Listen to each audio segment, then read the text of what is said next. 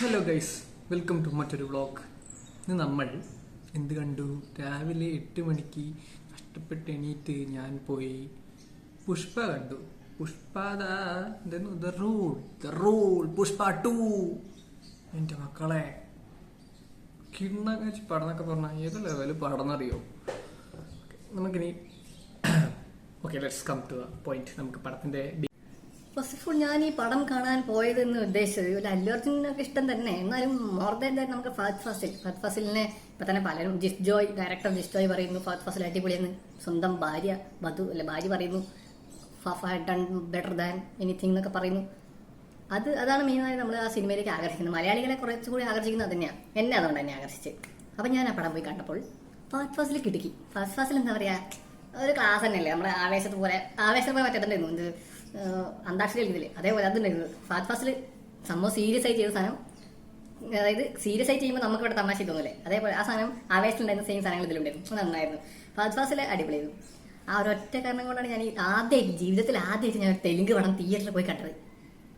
അതാണെങ്കിലോ ബാക്കി ഓക്കെ. സ്റ്റോറിയിലേക്ക് വരുമ്പോൾ സാധനം സ്റ്റാർട്ട് ചെയ്യുന്നത് ജപ്പാനിലെ കഴിഞ്ഞല്ലോ. ജപ്പാനിലാണ് സ്റ്റാർട്ട് ചെയ്തത്. ശരി, ഇവരൊരു KGF പോലെ തുടങ്ങുന്നത്. അതായത് ആദ്യം ലാസ്റ്റ് കഥ കാണിക്കും. ഇപ്പൊ അടുത്ത കഥയിൽ ജപ്പാനിലാവും ഉണ്ടാവുക കഥ. അങ്ങനെ എന്തെങ്കിലും സംഭവം. സ്റ്റാർട്ടിങ് ജപ്പാനിലായിരുന്നു. ജപ്പാനിൽ നിന്ന് അങ്ങനെ എണീറ്റ് വന്നതാ. ജപ്പാൻ സ്വപ്നത്തിലായിരുന്നു, ഉറക്കത്തിലായിരുന്നു. അങ്ങനെ ഉറക്കത്തിൽ എണീറ്റ് വരികയാണ് സിനിമ സ്റ്റാർട്ട് ചെയ്തത്. പിന്നെ ത്രഗ് പറഞ്ഞാൽ ഇപ്പം വലിയ സിൻഡിക്കേറ്റ് മെമ്പറായി, വലിയ സെറ്റപ്പായി. ഫഹദ് ഫാസിൽ ഉണ്ട്, ഇപ്പോഴും ഉണ്ട്. അതേപോലെ തന്നെ അതിലും ഡബിൾ ആയിട്ടുണ്ട്. അപ്പോൾ ഫഹദ് ഫാസിൽ കഴിഞ്ഞാട്ടമാണ് ഉദ്ദേശിക്കുന്നത്. ഫഹദ് ഫാസിനോട് ഇനിയിപ്പോൾ ഇവൻ മാപ്പ് പറയണം, സോറി പറയണം. അതൊക്കെയാണ് വലിയ പുതിയ സംഭവങ്ങൾ. അപ്പോൾ അതിനുള്ള സംഭവങ്ങൾ. പിന്നെ എന്താ പറയുക, ആദ്യം ഇവൻ ചെന്നൈ മുരുകനായിരുന്നു കൊടുത്തത്.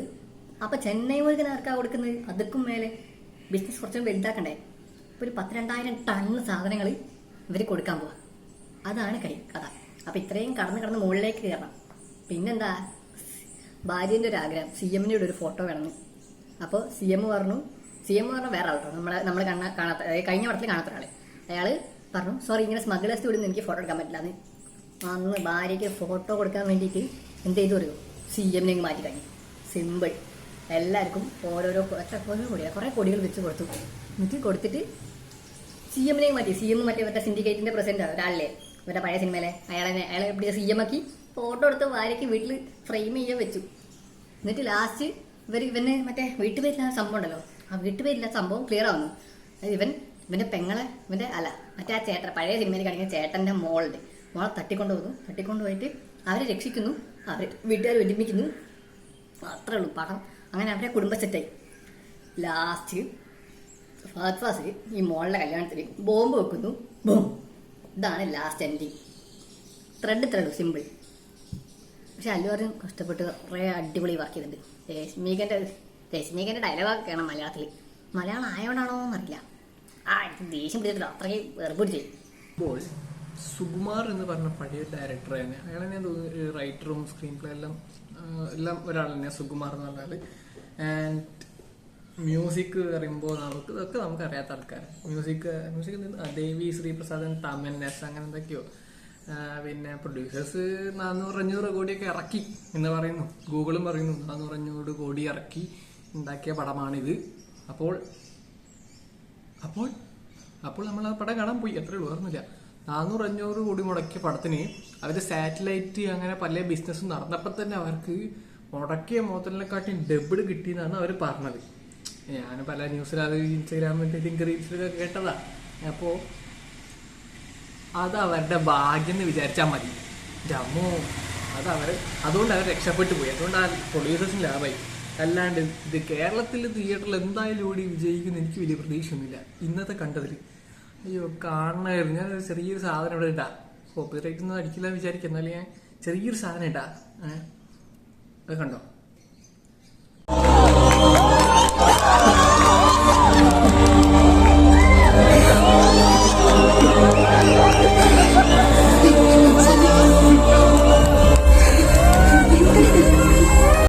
ഓക്കെ, പല സീനിലും പുഷ്പ ഇങ്ങനെ വിതുമ്പ്. അപ്പോ എന്റെ തിയേറ്ററിൽ നടന്ന സംഭവമാണ് ഞാൻ കാണിച്ചത്. സംഭവം എനിക്ക് വലിയ ഇതെന്ന് തോന്നി. എന്താ പറയാ, അവരിത്ര കളിയാക്കിയാലും എനിക്ക് അത്രയ്ക്കൊന്നും തോന്നിയില്ല. എനിക്കെത്ര പറയാനുള്ളൂ, നിങ്ങൾ ഈ പടം കണ്ടിട്ട് ഒരു കാര്യമില്ല, വെറുതെ. പിന്നെ ഒരു അടിപൊളി പടം എന്നൊക്കെ പറയുന്നില്ല, കുറച്ച് ഭാഗങ്ങൾ അടിപൊളിയാണ്. അത് കാണണമെങ്കിൽ കൊടുക്കാം. ഒരു 100 രൂപ 120 രൂപ ടിക്കറ്റുള്ള ഏതെങ്കിലും ഒരു സാധാ തിയേറ്ററിൽ പോയി കണ്ടാൽ മതി. BGM ഒക്കെ പക്ഷെ അടിപൊളിയാണ്. അതൊക്കെ പോയി കാണണമെങ്കിൽ വലിയ ഡോൾബി അറ്റ്മോസ് ഒക്കെ സെറ്റപ്പുള്ള വേണം. എന്നാലും കോഴിക്കോട് നിന്നൊക്കെ കാണുന്നവർക്ക് രാധയിലോ അപ്സരയിൽ എത്രയപ്പോൾ ടിക്കറ്റ് എത്ര എനിക്ക് ഓർമ്മയില്ല, രാധയിൽ 100 രൂപ 110 രൂപ അങ്ങനെ തോന്നുള്ളൂ. അതാണ് തോന്നുന്നു ഏറ്റവും കുറവ് ഇവിടെ നമ്മളെ കോഴിക്കോട്. അവിടെയൊക്കെ പോയി കാണുന്നത് നല്ലത്. ഇനി ഇത് കൂടാണ്ട് ഇനി പുഷ്പരാജ് കഴിഞ്ഞിട്ട് ഇനി ആരാ അറിയുന്നത്? വേലായുധരാജ പുഷ്പരാജ്, അങ്ങനെ എന്താ പുതിയ പേര്. പുഷ്പ 3 ദ റാംപേജ് ആണ്. റാംപേജ് അമ്മേ. പക്ഷെ എന്നാലും ഇവരിതിലൊരു ഹെലികോപ്റ്റർ യൂസ് ചെയ്യുന്നുണ്ട്. ആ ഹെലികോപ്റ്റർ യൂസ് ചെയ്യുന്നത് ഫുള്ള് VFX ആ. ഹെലികോപ്റ്റർ, ആന, ഇതൊക്കെ VFX ആ. അതൊക്കെ കാണിക്കുന്നത് എനിക്ക് ഇത്ര 500 കോടി മുടക്കിയതല്ലേ. ഇവർക്കൊരു ആനേനെ വാങ്ങാൻ, ഒരു ആനേനെ കൊണ്ടുവരാൻ പറ്റില്ല ഇവർക്ക്. നമ്മളെ ജയസൂര്യന്റെ പടത്തിലുണ്ട്, നമ്മളെ മലയാളം പടത്തിൽ എത്ര ഉണ്ട് ആന. പിന്നെ നമ്മളെ പൃഥ്വിരാജ് എമ്പുരാന്റെ ഹെലികോപ്റ്റർ ഇറക്കി. അതിനിവിടെ ഹെലികോപ്റ്റർ. ശരിക്കും ഞാൻ ആദ്യം ഹെലികോപ്റ്റർ ഉണ്ടപ്പോൾ ഞാൻ വെച്ചു ഇവരെന്തിനു ഇങ്ങനെ VFX ഇറക്കുന്നത്, ഒരാവശ്യമില്ലായിരുന്നു VFX ഇറക്കണ്ടേന്നൊക്കെ ഞാൻ ആലോചിച്ചു. പിന്നെ കുറെ കഴിഞ്ഞപ്പോൾ ഇവരെന്ത് ചെയ്യോ, ഈ ഹെലികോപ്റ്ററിന് ഇവർ നേരെ ഒരു ഗുഹേനുള്ളിലേക്ക് ഇറക്കി. അതും ബ്ലേഡൊക്കെ ഇങ്ങനെ ഫാനിന്റെ ലീഫൊക്കെ ഇങ്ങനെ എല്ലാ മതിലിലും തട്ടി ഇറക്കി സാധനം. ഒരു കുഴപ്പമില്ല, പൊട്ടിത്തെറിക്കാണ്ട് ഇറക്കി. അപ്പൊ മനസ്സിലായി എന്തിനാ ഇവര് VFX ഇട്ടത്, എന്തുകൊണ്ട് ഒറിജിനൽ കൊണ്ടുവരാഞ്ഞത്. ഒരു 10 കോടി എടുത്തിന് കുറച്ചെങ്കിലും ഒറിജിനാലിറ്റി കൊണ്ടുവരായിരുന്നു. പിന്നെ എവിടേക്കാ VFX? പിന്നെ പീറ്റർ അങ്ങേരെ ഒരു പൊളി പൊളിച്ചു പടത്തിൽ. അതൊരു പിത്രയും മാത്രം ഒരു ആക്ഷൻ ഡയറക്ടറും കൂടി ഉണ്ടായിരുന്നു. അവരൊരു വേറെ ലെവലിൽ സാധനം ഉണ്ടാക്കിയിട്ടുണ്ട് പടത്തിൽ. ഫൈറ്റ് സീക്വൻസ് ഒക്കെ പറഞ്ഞാൽ കിഡിലെ സീക്വൻസ് ആയിരുന്നു, നല്ല ത്രില്ലിങ് സീക്വൻസ് ആയിരുന്നു. ഫസ്റ്റ് ഓഫ് ഓൾ ഞാൻ ഈ ഒരു പടം കാണാൻ പോയത് തന്നെ നമ്മൾ പുഷ്പ 1 നമുക്ക് എന്താ പറയാ മലയാളം കണ്ടെങ്കിലും തെലുങ്കാണ് പടമെങ്കിലും, പക്ഷേ മലയാളത്തിലാണ് നമ്മൾ കാണുന്നത്. ഇവിടെയും നമ്മൾ കാണുന്നത്, പക്ഷെ നമുക്ക് മലയാളം വലിയൊരു പ്രശ്നം തോന്നിയില്ല അതിൽ. എന്താ പുഷ്പ 1 കാരണം എന്താ മെയിൻ സാധനങ്ങൾ, അതായത് കണ്ണുകൊണ്ട് കാണാനുള്ള സംഭവങ്ങളായിരുന്നു കുറെ പുഷ്പ 1 ഉണ്ടായിരുന്നത്. അപ്പൊ ആ പുഷ്പ 1 അങ്ങനെ കുറെ കാണാനുള്ള ത്രില്ലിംഗ് ആണ്, സാധനമൊക്കെ ത്രില്ലിംഗ് ആണ്. പുതിയ സ്മഗ്ലിംഗ് ഐഡിയാസ്. പണ്ടൊക്കെ നമ്മൾ ബിസ്ക്കറ്റും ഗോൾഡൊക്കെ ഇവിടെ കാണും, ഇപ്പൊ തടിയൊക്കെ കാണാനല്ലേ തിയേറ്ററിൽ സ്മഗിൾ ചെയ്യുന്നത്. അപ്പോൾ അത് കാണാനാണ്. അപ്പൊ പണ്ടത് കുഴപ്പമുണ്ടായില്ല, അങ്ങനെ സംഭവമായിരുന്നു.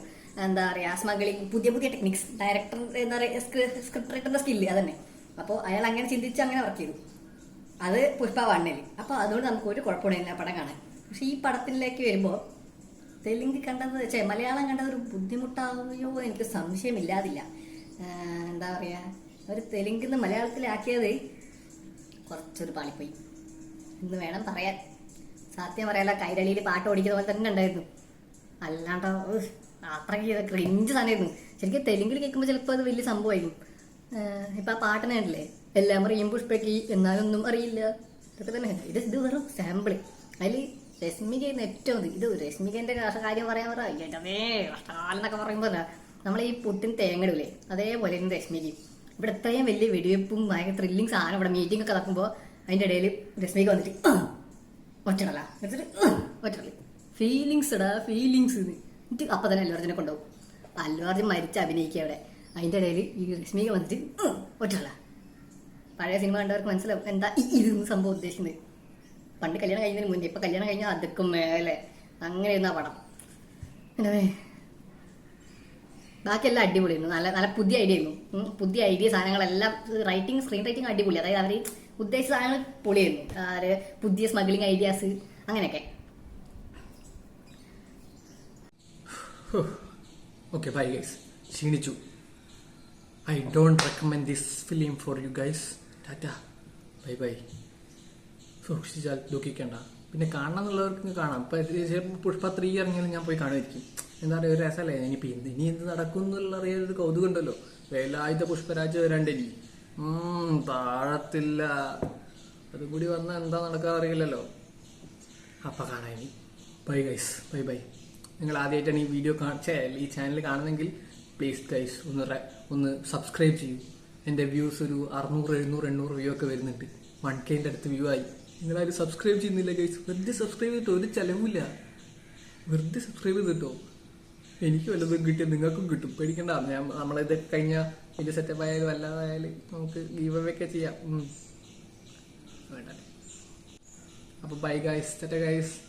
സബ്സ്ക്രൈബ് ചെയ്യാൻ മറക്കല്ലേ. Bye bye, Tata.